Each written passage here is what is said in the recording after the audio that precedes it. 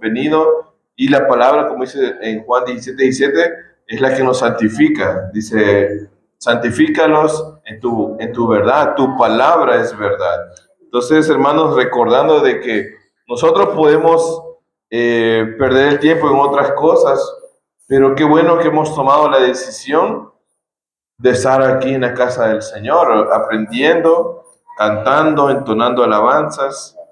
Y ahora vamos a reflexionar un poco sobre la palabra escrita. Así que, hermanos, me alegro estar con ustedes, ver a los hermanos, a todos ustedes. Un saludo de parte de la Iglesia Central. Así que estamos ahí pendientes también de ustedes. Bueno, si me puede acompañar, hermanos, a Juan capítulo 19. Vamos a estar, hermanos, tomando un sermón temático acerca de que Jesús es el Rey eterno. Amén. Jesús es el Rey eterno. Y, hermanos, la idea de ese sermón, de ese mensaje, es que tengamos o que veamos cómo el Señor ha estado siempre desde la eternidad y va a estar hasta la eternidad. El Señor no es que empezó a existir en algún momento, sino que Él siempre ha estado y siempre va a estar. Vamos a ver la eternidad de nuestro Señor Jesucristo y cómo de esa manera Él vino a redimirnos, porque nosotros no podíamos hacerlo por nuestra propia cuenta. Y ahí es donde vamos a mencionar la gravedad, la seriedad de nuestro pecado ante un Dios santo. Así que, si lo tiene, puede ponerse de pie solo unos momentos y por reverencia a la palabra del Señor. Juan capítulo 19, versículo 28 al versículo 30.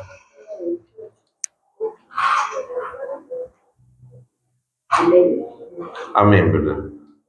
Y dice la palabra como está escrito en el nombre del Padre, del Hijo y del Espíritu Santo.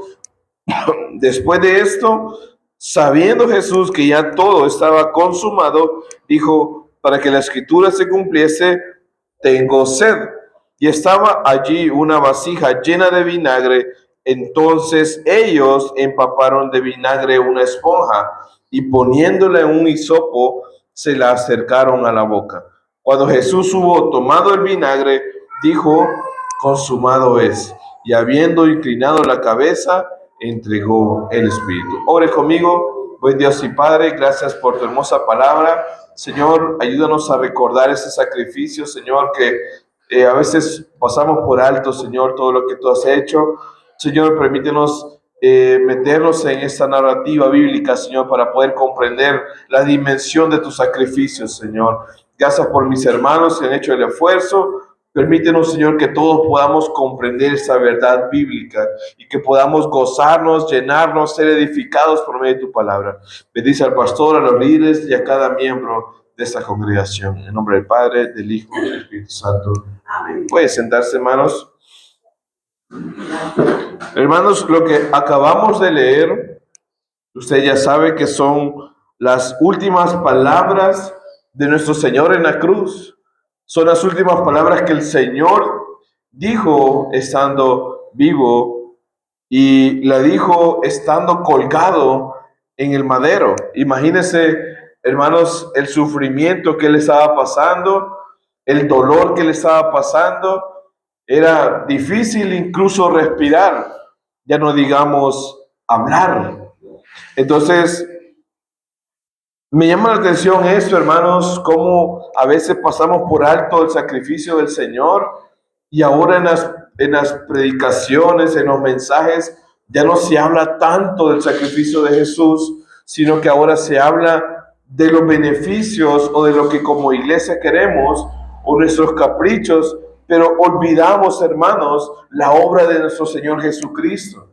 Ya no nos interesa saber qué hizo Jesús porque ahora somos tan egoístas que solo pensamos en nosotros. Pero note, hermanos, cómo el Señor, colgado en esa cruz, en su mente, hermanos, estaba pensando que ya había culminado el trabajo por el cual había sido enviado. Amén. El Señor en su mente estaba, ya he terminado, ya he culminado esto. Y es el Señor, nuestro Dios Padre, quien había enviado a Jesucristo. Y note cómo dice Juan 5:37, también el Padre que me envió ha dado testimonio de mí. Note quién lo envió, el Padre. Entonces Jesús como Dios, como Hijo, obedece al Padre. Note, hermanos, qué importante es eso. Estando entonces, hermanos, en esa posición tan incómoda, tan vergonzosa, porque estaba desnudo, colgado en el madero, note esa posición. Era una posición también mortal, porque estaba muriendo cada segundo, pero él ya sabía que había hecho todo. Ya había hecho todo, no hacía falta algo más por hacer. No se le escapaba al Señor algo más que hacer, porque él ya estaba culminando su trabajo, culminando su obra, culminando a lo que él había sido enviado. Y lo había hecho, hermanos. Note la importancia de su excelente trabajo. Lo había hecho de una manera perfecta. Amén. El Señor decía, no, bueno, me falta hacer esto, le falta hacer... No, el Señor ya había terminado la tarea más grande de la humanidad. Así que el Señor estaba pasando la mayor humillación. El Señor estaba pasando la mayor humillación que alguien pudo haber tenido, y más siendo Dios. Era la mayor humillación. Pero hermanos, después de esa mayor humillación, al Señor le esperaba la mayor exaltación, como lo dice Filipenses 2:8. Dice, y estando en la condición de hombre, note que estando en la condición de hombre es una humillación para Dios. Se humilló a sí mismo, haciéndose, ¿qué dice? Obediente hasta la muerte, y muerte de cruz. Note cómo Pablo resalta esa forma. Por lo cual dice, versículo, el cual Dios también lo exaltó hasta lo sumo, lo más alto de la exaltación. Dios Padre lo exaltó y le dio un nombre que es sobre todo nombre. Ve, hermanos, cómo es la obra del Señor Jesús, que Él se humilló a lo más que se puede humillar, pero el Señor, nuestro Dios Padre, lo exalta a lo máximo. Jesús, hermanos, cumpliendo las profecías, porque hoy vamos a notar en ese mensaje cómo por medio de las profecías el Señor también ha ido cumpliendo su trabajo. Entonces, incluso, hermanos, sin eso, Jesús pidió de beber. Y, hermanos, el Señor Jesús tenía sed. Y esto, hermanos, parece ser una necesidad tan básica. Podemos ir a la tienda, ¿verdad? Y comprar una botella de agua. Podemos quizás tomar agua del chorro. Y parece ser una necesidad tan básica que podemos suplir de una manera tan rápida. Pero nuestro Señor Jesucristo, el Rey de los cielos, no podía tomar algo. Y me llama la atención eso porque tenía sed. Pero era obvio, hermanos, era notorio, porque él había perdido mucha sangre, había sido deshidratado y él estaba a punto de morir, pero tenía sed. Hermanos, era evidente por la deshidratación y pérdida de sangre de su cuerpo, pero hizo una petición: tengo sed. Imagínense, hermanos, nuestro Señor pidiendo de beber. Hermanos, incluso en esa petición coincidía con lo que las Escrituras habían anunciado, y esto coincide y se cumple con lo que decía el Salmos 69:21. Cuando usted pueda, lo puede buscar. Finalmente, hermanos, en la narrativa, después de un día muy cansado, de un día muy agotador, de un día muy lleno de estrés y de dolor, dijo sus últimas palabras. ¿Y cuáles son esas? Consumado es. Hermanos, esas últimas palabras del Señor, que imagino que le costó mucho decirlas, consumado es, tiene una gran profundidad. En griego, hermanos, la palabra es tetelestai, que significa todo está hecho. Todo está hecho. Y trayendo a mención lo que el pastor decía más temprano, nosotros no necesitamos hacer penitencia, no necesitamos hacer obras, porque el Señor ya hizo todo. Por eso dice el Señor, consumado es, todo está hecho, todo está terminado. No hay nada más que agregarle, porque el Señor ya hizo todo por nosotros. Él nos justificó por medio de ese sacrificio. Por eso sus palabras cobran tanto sentido, porque Él ya terminó la obra. Y es cuando Él fallece después de haber culminado todo. Cuando Él dice consumado es, Él fallece. Pero me gusta como Juan lo dice de una forma tan poética, inclinando la cabeza, entregó su espíritu. Hermanos, ¿qué podemos ver con esto? ¿Qué podemos ver con esa narrativa? Cuando Jesús estaba en la cruz, nosotros podemos preguntarnos, ¿qué había hecho Jesús en ese momento? Porque cuando dice consumado es, todo está hecho, ¿qué hizo el Señor? ¿Qué es lo que está culminando? Me pregunto, ¿había restaurado la economía de Israel? ¿Había de cierta manera establecido un modelo político en Israel, un modelo político perfecto? ¿Había regulado las leyes hipotecarias? No, ¿verdad? Son cosas que a nosotros nos llaman la atención, ¿verdad? ¿Había de cierta manera sanado a todos los enfermos del mundo? No, hermanos. Y aquí es la pregunta para todos nosotros. ¿Cuál es la mayor necesidad del ser humano? ¿Cuál es la mayor necesidad del ser humano? Es por eso, hermanos, que muchos desconocen lo que Jesús hizo en la cruz. Muchos desconocen, ni siquiera saben en las iglesias a veces, no conocen qué es lo que hizo Jesús en la cruz. No es que Jesús lo hizo porque no tenía nada que hacer allá en el cielo y dijo, bueno, tengo ganas de morir. No, tampoco no lo hizo para ganarse el respeto de su Padre, sino que Cristo lo hizo porque nadie más podía hacerlo. No había nadie más que podía hacer ese sacrificio. Y eso coincide, hermanos, con lo que Juan más adelante les revelado en Apocalipsis 5, si puede ayudarme a leerlo. Apocalipsis 5, versículo 2, note que no había nadie más que podía hacer esto. Solo hay uno que es digno de hacer esto. Apocalipsis 5, versículo 2 dice, y vi un ángel fuerte que pregonaba a gran voz, ¿quién es digno de abrir el libro y desatar sus sellos?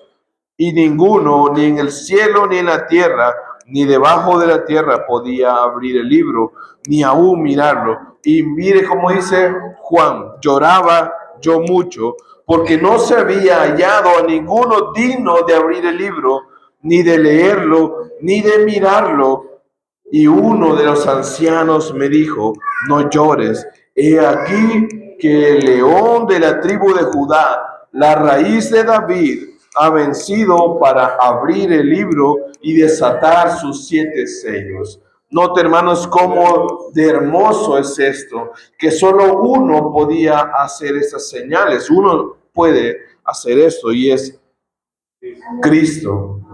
Y note, hermanos, también que aunque nadie más podía hacer lo que hizo Cristo en la cruz, como vemos en el texto que acabamos de leer, era necesario que viniese de la descendencia de David. Note que en el versículo dice que es de la raíz de David, es decir, viene de la descendencia de David. Esto nos lleva, o para comprender esto, hermanos, nos debe de llevar al principio, al origen de todas las cosas, para recordar por qué era necesario que ese hombre viniera a morir por nosotros. Y era necesario, hermanos, simplemente por lo que el hermano hace tanto énfasis, por lo que el hermano aquí recalca tanto, que es posible que a muchos se aburran de estar escuchando, y es el pecado, hermanos. Si no fuera por eso, hermanos, el Señor no hubiese hecho ese sacrificio por nosotros. Pero es por eso, hermanos, que es tan importante recordar el pecado, para que nosotros recordemos el sacrificio perfecto del Señor. Si nos vamos, hermanos, a Génesis, porque es en Génesis, hermanos, donde encontramos Génesis capítulo 1.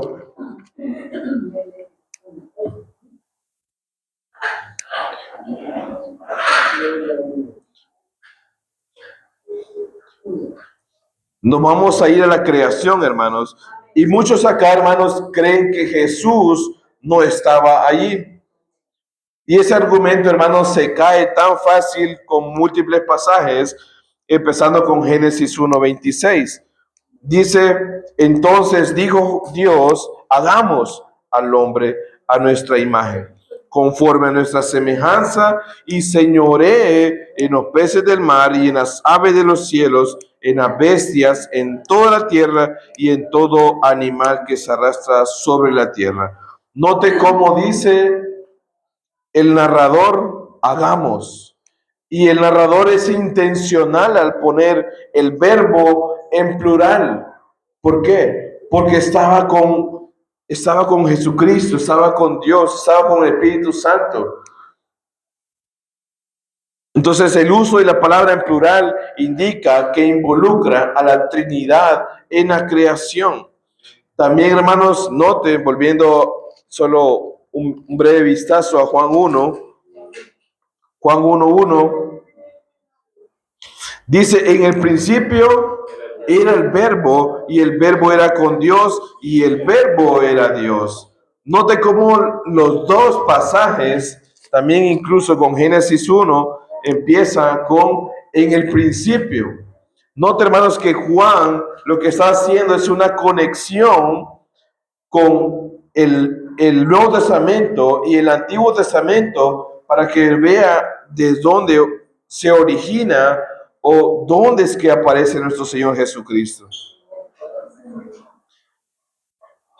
Entonces, el verbo que está mencionando Juan es Jesús. Jesús es el verbo, haciendo o tomando como la esencia de lo que dice la palabra. Toda la palabra, hermanos, en el Antiguo Testamento nos apunta a Jesucristo. Es por eso que Cristo es el verbo, la esencia de la palabra. Y estaba, como dice Juan 1, estaba con Dios, que es Dios Padre. Y Él, el verbo, era Dios, demostrando así, hermanos, que Cristo estaba desde el inicio. No podemos decir Cristo apareció ya por el año 0, porque Cristo sí propiamente se encarnó, pero siempre Dios estuvo ahí. Amén. Además, hermanos, de todo esto, Pablo nos demuestra que Cristo también estaba en medio de la creación. Y si usted quiere leerlo, Colosenses 1, versículos 16 y 17, Pablo nos dice lo siguiente, Colosenses 1, 16 y 17.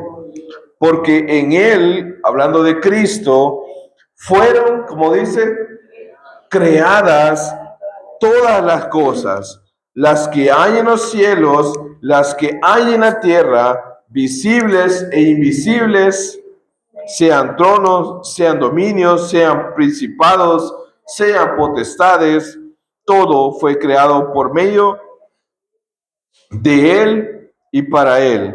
Y Él, note cómo Pablo hace énfasis, y Él es antes de todas las cosas, y todas las cosas en Él subsiste. Hermanos, Pablo tenía tan claro que Cristo era eterno. Cristo no tiene un principio. Él es el alfa y el omega, el principio y el fin. Él es eterno. Cristo estuvo desde la eternidad siendo Dios. Volviendo, hermanos, a la tragedia de la humanidad, Adán y Eva pecaron contra el Dios Santo. Adán y Eva pecaron contra el Dios Santo. Tenían todo perfecto, todo en sus manos. Y muchos acá mencionan, hermanos, que muchos mencionan acá que le van a reclamar a Adán y a Eva cuando estemos en el cielo. Le van a decir, ¿por qué hiciste eso? Por tu culpa estamos pasando por esto. Pero, hermanos, la pregunta sería, y eso no quiero ofender a nadie, pero ¿usted lo haría mejor que ellos? ¿Usted lo haría mejor que ellos? ¿O me hubiera mantenido yo recto estando en sus zapatos? Yo, haciendo reflexión en esto, considero que yo hubiera pecado incluso sin que la serpiente me hablara. Inmediatamente lo hubiera hecho tan terrible, tan mal.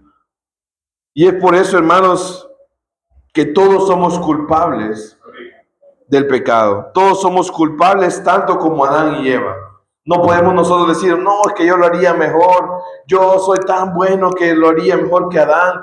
Yo ni siquiera le diría caso a Eva. No, hermanos, lo haríamos mucho peor que ellos.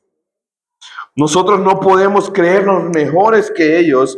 Y es que las Escrituras, hermanos, nos revelan que todos somos pecadores. Mire cómo dice Romanos 5:12.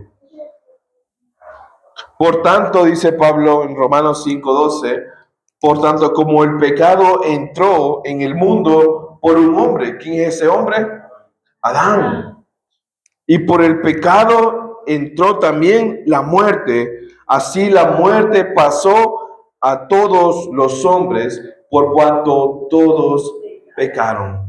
Hermanos, es por eso que el pecado cobra tanta importancia.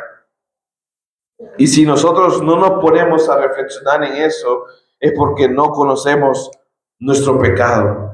Si decimos que somos buenos, es porque no conocemos nuestro pecado. Hermanos, incluso ahí, hermanos, no podemos decir que no hemos pecado. Nadie puede decir que nunca pecó. Nadie puede justificarse a sí mismo diciendo que es bueno. Todos hemos pecado, porque ya nacemos con esa naturaleza.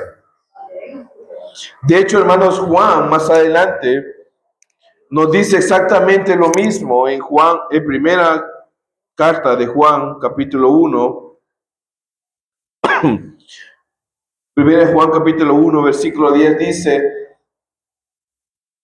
si decimos que no hemos pecado, le hacemos a él mentiroso, y su palabra no está en nosotros. Note la gravedad que Juan nos dice. Si decimos que no hemos pecado, le hacemos mentiroso a Dios, hacemos mentiroso al Señor. ¿Y se atrevería, hermanos, usted a llamar mentiroso a Dios? ¿Se atrevería, tendría el valor de verlo cara a cara y decirle mentiroso? ¿Y decirle que no hemos pecado? Yo creo que nadie se atrevería a hacerlo, y creo que no hay nadie que lo haga. El ser humano, no hay ser humano que no haya pecado. Aún teniendo, hermanos, 100 años, 1000 años de vida, el cuerpo, hermanos, nos va a llevar a pecar. He escuchado comentarios, hermanos, tristemente, de personas mayores que dicen, yo ya no puedo pecar. Ya llegué a una edad en la cual ya no puedo pecar. Pero ¿será eso cierto, hermanos? Hermanos, el pecado está tan arraigado en nuestro cuerpo que siempre vamos a pecar.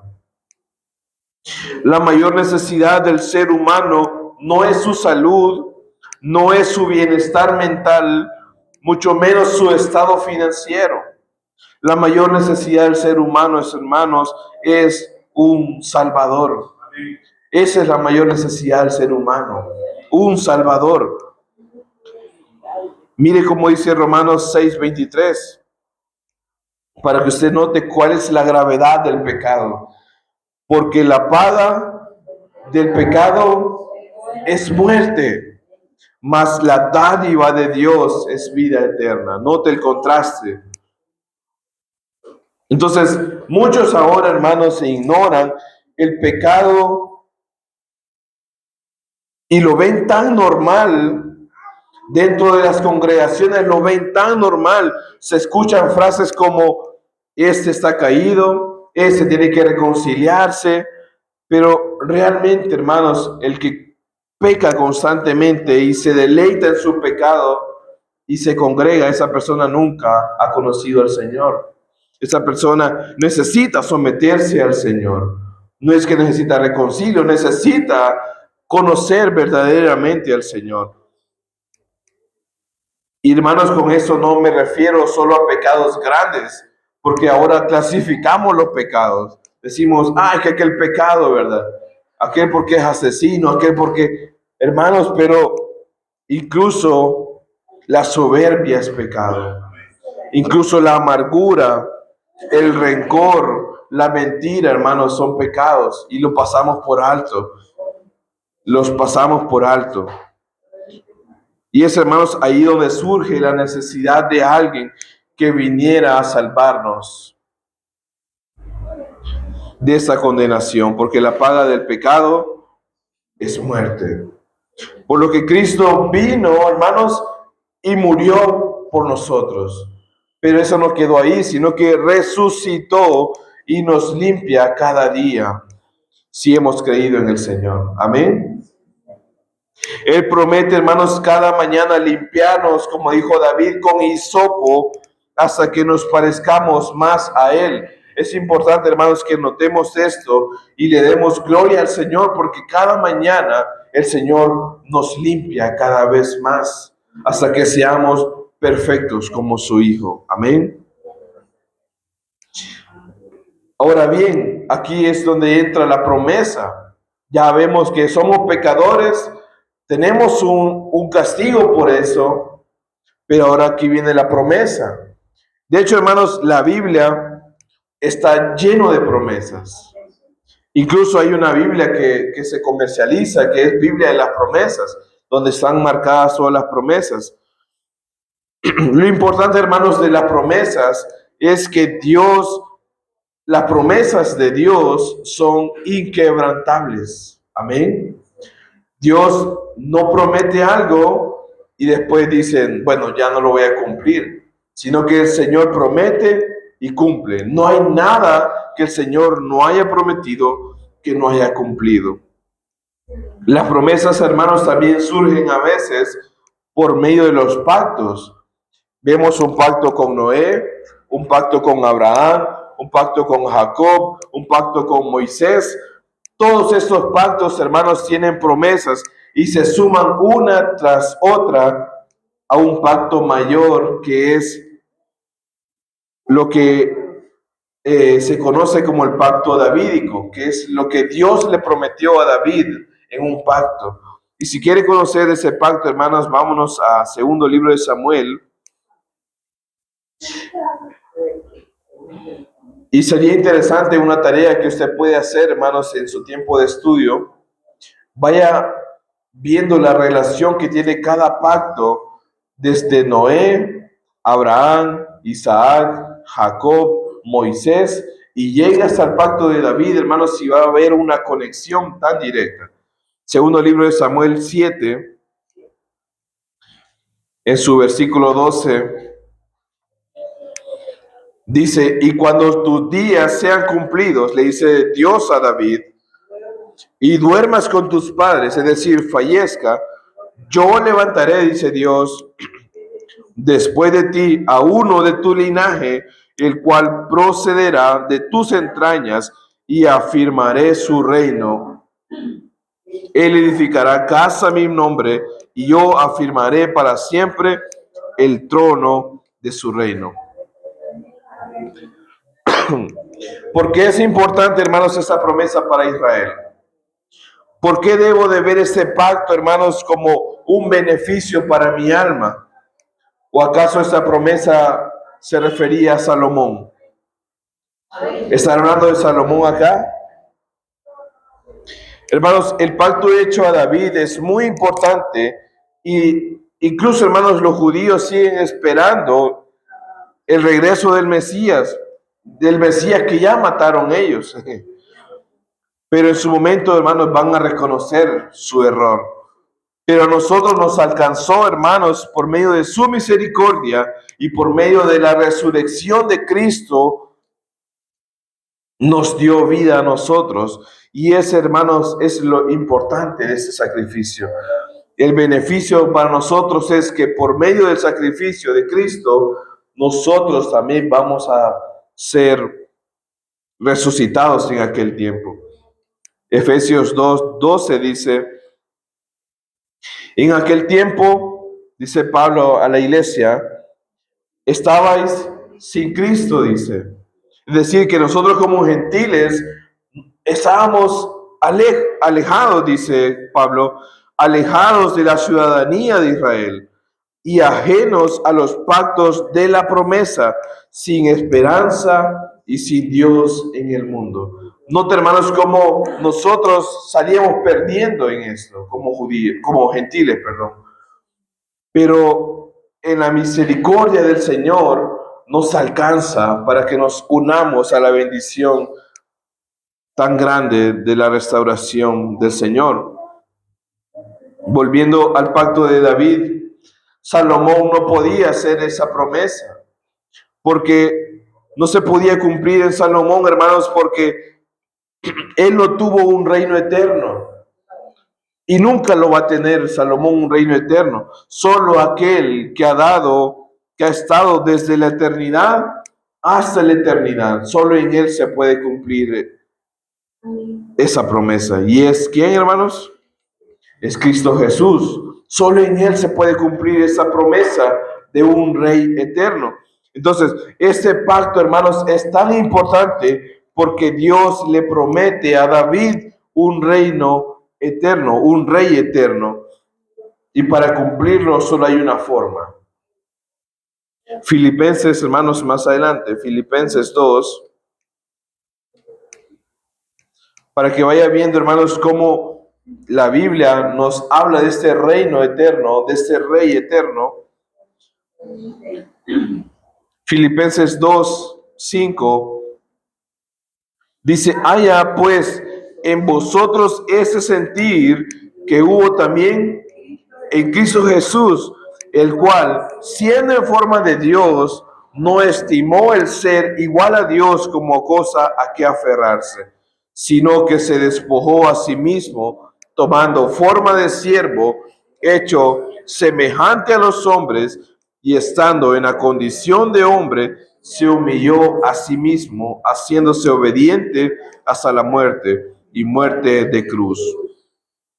Hermanos, estas palabras son tan perfectas, son tan profundas, y la única forma es que aquel eterno rey sea rey por siempre sobre todas las cosas. Él se humilló, se despojó, dejó su gloria y se humilló a sí mismo para morir por nosotros. Amén. Eso es lo que el Señor hizo en la cruz. Hermanos, David entendió esto mismo. Él le había entendido esto mismo y él no esperaba que Salomón fuera el rey que él estaba esperando. Ni tampoco David estaba esperando que fuera otro hijo de él, un rey eterno, sino que él sabía que Dios mismo iba a ser ese Dios eterno. Porque el Salmo 110:1 nos dice: Jehová dijo a mi Señor, siéntate a mi diestra hasta que ponga a tus enemigos por estrado de tus pies. Note principalmente que David dice: Jehová dijo a mi Señor. Y es ahí donde puede preguntarse usted: ¿cómo es posible que Dios le diga a Dios? como Dios hablando con Dios. Entonces, esto solo puede ser posible si la Trinidad existe. Es decir, Dios Padre le dice a Dios Hijo, y es ahí donde cobra sentido, ¿verdad? Entonces, Dios Padre le dice a Dios Hijo que se sentará en el trono. Y no se refería a David, sino a Jesucristo, que es la descendencia de David. Y esto ocurrirá, noten el texto, como dice, hasta que ponga a tus enemigos por estrado de tus pies. ¿De quién son las batallas espirituales, hermanos? ¿De quién son las batallas espirituales? ¿Podemos nosotros reprender o luchar con el diablo? No, hermanos, no podemos hacer eso. Por más que cantemos machacar en la cabeza al diablo, no vamos a poder hacer nada, hermanos. Es Cristo quien pelea por nosotros. De Él es la batalla. Cristo es quien venció a la muerte en la cruz. Mire cómo dice 1 Corintios 15. 1 Corintios 15, 22. Porque así como en Adán todos mueren. Note cuál es la condición del ser humano. En Adán todos mueren. También en Cristo todos serán vivificados. Note el contraste. En Adán todos morimos, pero en Cristo vivimos. Pero cada uno en su debido orden. Cristo, note, las primicias. Luego los que son de Cristo en su venida. Hermanos, aquí es la esperanza para nosotros, que si hemos creído en el Señor, la esperanza es que vamos a resucitar cuando Él venga. Amén. ¿Nos alegra por eso, hermanos? Qué bueno, hermanos. Dice, continuando, que el Señor vencerá a todos sus enemigos en algún momento. Y esa, hermanos, es la esperanza también para nosotros. Porque Dios hará justicia. El hermano estuvo hablando también de la justicia de Dios. Y nosotros podemos preguntarnos, ¿por qué, hermanos, los malvados o cuándo los malvados van a tener su recompensa? ¿Por qué ahora el mal lo puede hacer y deshacer y no le pasa nada? No podemos preguntar eso, ¿verdad? Pero, hermanos, Dios ya determinó el momento cuando ese malvado va a tener su recompensa y va a tener ese castigo. Qué bueno es el Señor. Al ver, hermanos, que nosotros no teníamos la capacidad de salvarnos, tampoco de realizar algo por el perdón de nuestros pecados, Dios provee al Salvador y sufrió como cordero que es llevado al matadero. Y coincide con todo lo que dice en el Salmo Isaías, 53. Se siente agradecido porque alguien está tomando su lugar como pecador. Se siente agradecido, hermanos, porque tenemos un abogado que intercede por nosotros. ¿Cuál entonces, hermanos, sería nuestra respuesta ante la obra de Cristo? ¿Cuál sería nuestra reacción al saber que Cristo murió por nosotros? Debería ser de gratitud y de alabanza. Ahora vemos el cumplimiento, hermanos, volviendo a Juan 19. Vemos el cumplimiento de esa promesa que le hizo Dios a David. Si vemos una línea del tiempo en el versículo 31 al versículo 37, Jesús es traspasado. Note que el tiempo estaba cerca del día de reposo y tenían que apresurar a la muerte de estos hombres, hablando de Cristo y de los ladrones, y les quebraron las rodillas a los ladrones. Pero Jesús ya había muerto, como leímos, que dijo, consumado es, y murió. Entonces Jesús es traspasado en una lanza en su costado. Luego, en el versículo 38 al versículo 42, Jesús es sepultado. Luego, hermanos, en el capítulo 20 al capítulo 21, Jesús se resucita y se encuentra con sus discípulos, anunciando todo lo que y cumpliendo todo lo que ya había anunciado. Hechos, hermanos, continuando las paginitas, Hechos 1, del versículo 6 al versículo 11, Jesús sube a los cielos a preparar una morada eterna, como lo dice en Juan también 14:2. Nota, hermanos, cómo en esa línea del tiempo Jesús muere, resucita y se va al cielo. Y eso, hermanos, es lo que nos debe de llamar la atención, porque ¿qué es lo que va a hacer el Señor al cielo? A prepararnos morada. Amén, qué bueno. Después de todos los eventos escatológicos que van a ocurrir, hermanos, y aquí menciónese el arrebato de la iglesia, la aparición del anticristo, la gran tribulación, los dos profetas predicando, la segunda venida del Señor, que todo eso es para Israel.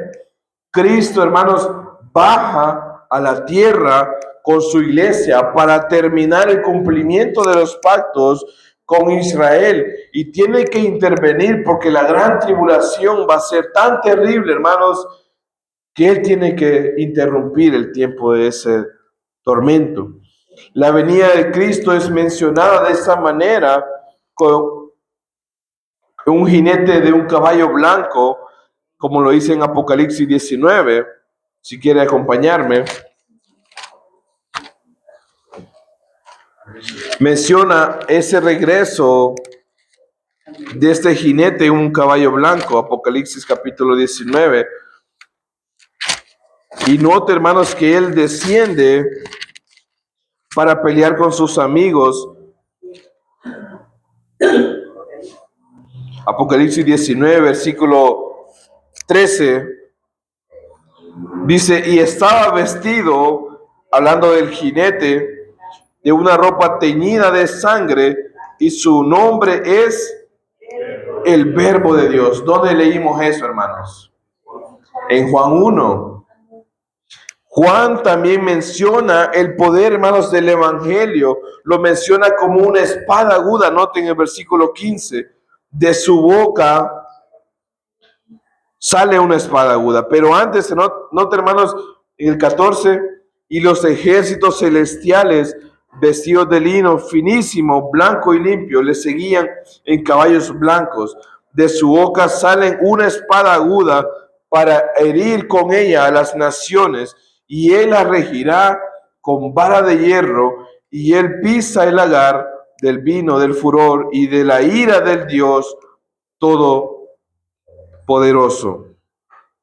Note, hermanos, cómo es el Señor que dice que es el Verbo de Dios. Juan también menciona el poder del Evangelio, lo menciona como una espada aguda. Y lo más importante es el siguiente versículo. Y en su vestidura y en su muslo tiene escrito este nombre. Y léalo, hermanos: Rey de Reyes y Señor de Señores. ¿Será ese mismo, hermanos, que crucificaron? Amén. Y siempre ha estado el Señor y siempre va a estar. Hermanos, es ahí donde vemos el cumplimiento de la promesa del pacto con David. Jesús de Nazaret está venciendo y viene a vencer ahora sobre sus enemigos.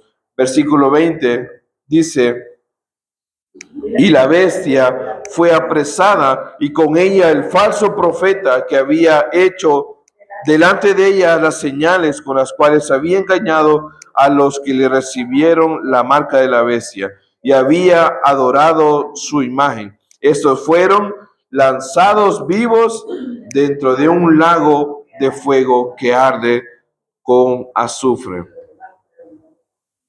Hermanos, note cómo es ese castigo ahora de parte de este jinete hacia sus enemigos.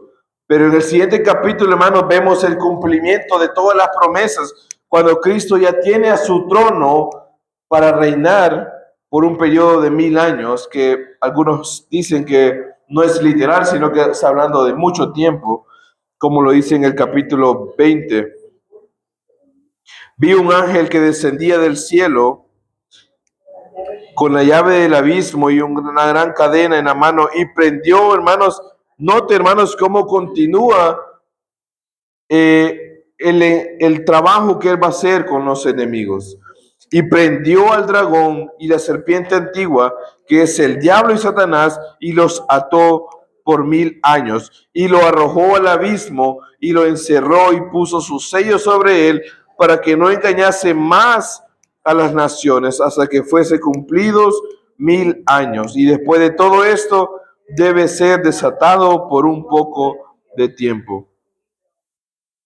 Nota, hermanos, cómo finalmente, siempre en el capítulo 20, en el versículo 7, cuando los 1000 años se cumplan, Satanás será suelto de su prisión.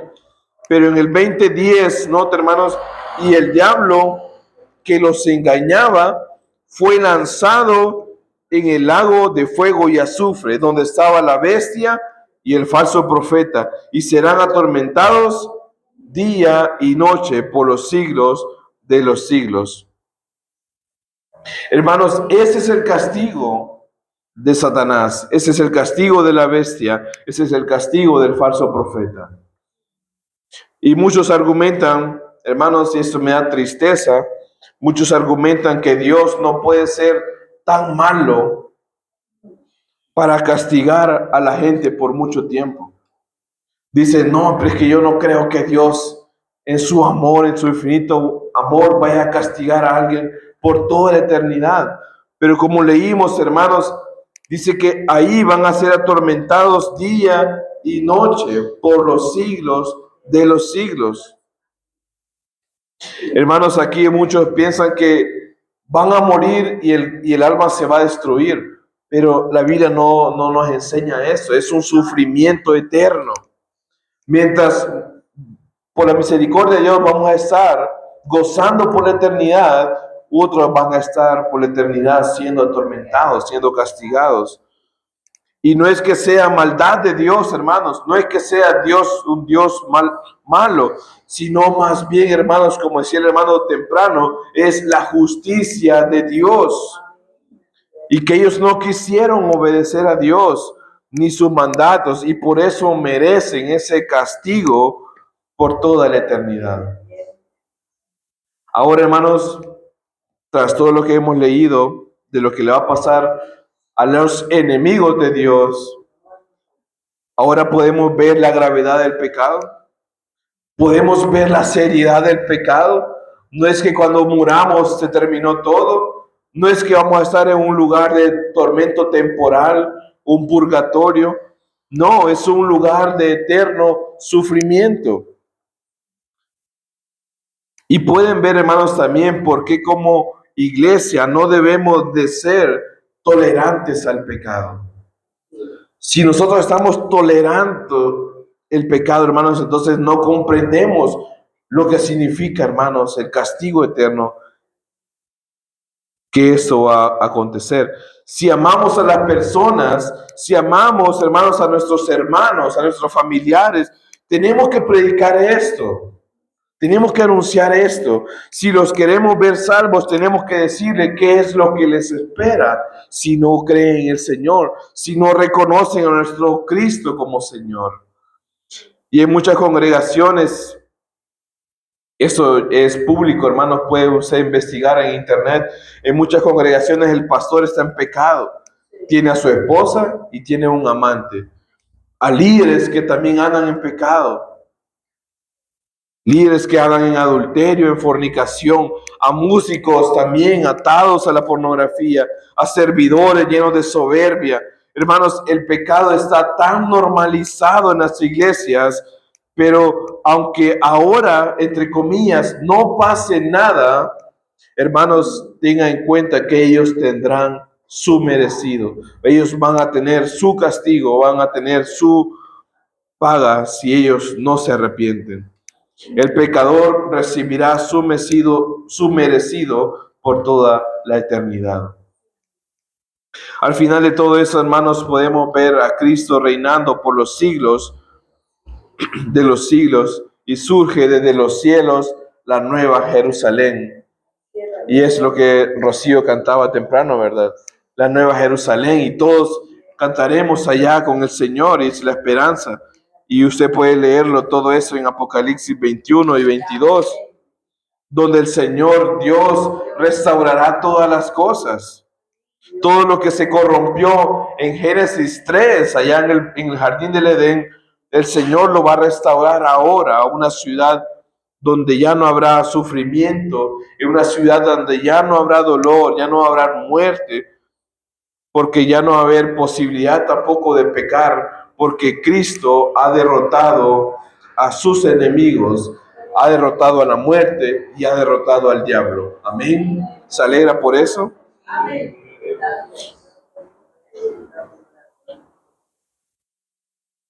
En conclusión, hermanos, Cristo estuvo desde la creación. Él creó todas las cosas y fueron hechas para la alabanza y la gloria de Él mismo. Luego, el pecado afectó a toda la humanidad y por eso todos merecemos morir. Pero Cristo se despoja a sí mismo para salvar a los suyos, a los que creen en su nombre. Vino al mundo, fue asesinado, pero resucitó con poder para demostrarnos que así le seguirán los que creen y reinaremos con Él para siempre.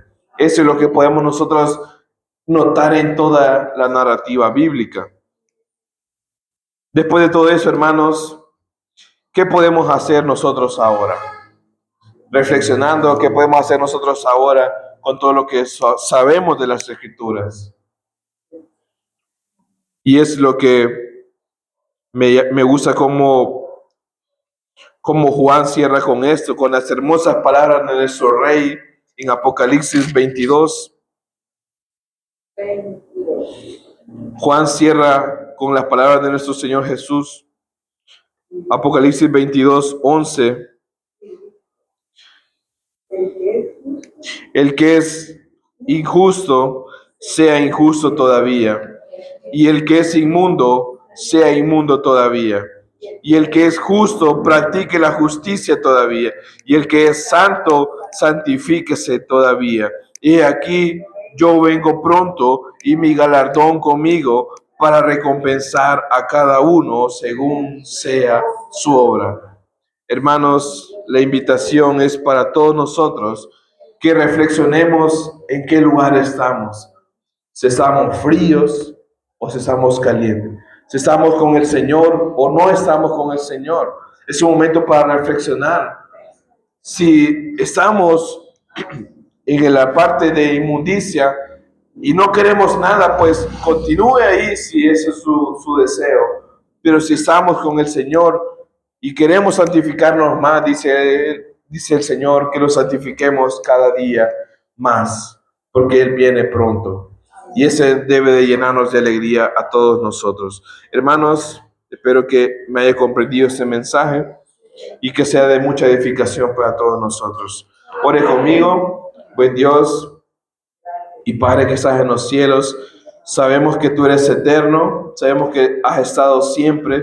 Tú has formado las cosas, todo lo que está en la tierra, debajo de la tierra, en los cielos, todas las cosas visibles e invisibles. Todo tú lo has hecho, Señor. También hiciste ese sacrificio en la cruz, donde no hay nada más que hacer, solo creer en ti, Señor. Y si hemos creído en ti, Señor, tu promesa es tan grande que nos vas a permitir reinar contigo, Señor, por la eternidad. Y al castigo, Señor, tú le vas a dar su recompensa.